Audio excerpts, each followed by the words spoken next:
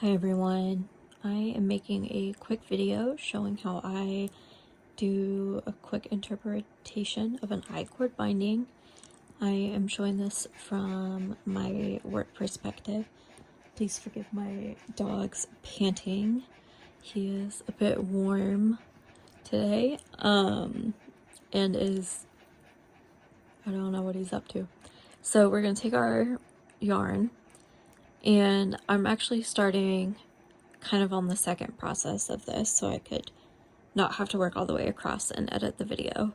So I'm working my pattern right now.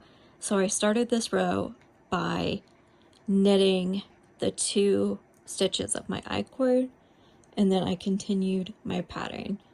So I'm just going to knit these last couple stitches of my pattern real fast. Make sure I'm a little clumsy with the camera sitting here. But there. So I've completed my pattern stitches, so I'm going to move on to my border stitches. All I have to do with these last 2 stitches on this row, my working row here, is move my yarn to the front of my needles in my project, so you can see it's I'm having trouble with this with the camera here. You want it to come in front of your work like this, so you can see it's come over. And then once you've moved your yarn over, you are just going to slip the 2 border stitches purl-wise. You can do this same edging with 3 or 4 stitches depending on how much bulk you want on the edge.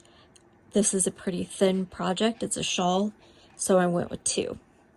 Now we're going to turn our work, or however you move on to the next row.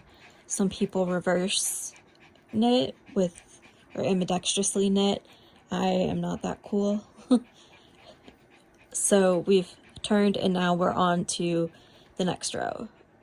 For me, that is row 2 in my pattern, because I just started where I needed to. So we have slipped our 2 border stitches purl-wise in our last row, and now we are going to knit them. And we're just going to knit them like normal. So I've inserted my right hook from the front going from left to right, and I'm just going to pick up my working thread even though it's all the way over here and like not where it normally would be. So I'm just going to pick it up, bring a loop up through like you normally would for a knit stitch, and just move it over. And now I have the next stitch there. Do the same thing for the second border stitch here. Pick up your yarn, draw the loop through in a knit stitch, and move on with it. And then you're just going to move on to your pattern stitches as you normally would. For me, that's just a garter stitch. So I continue, I had lost some tension there. So I just continue knitting a couple of stitches for across my row. So there you have it. Once you get to the end of this row, you just repeat, slip the last 2, get to the end of your pattern.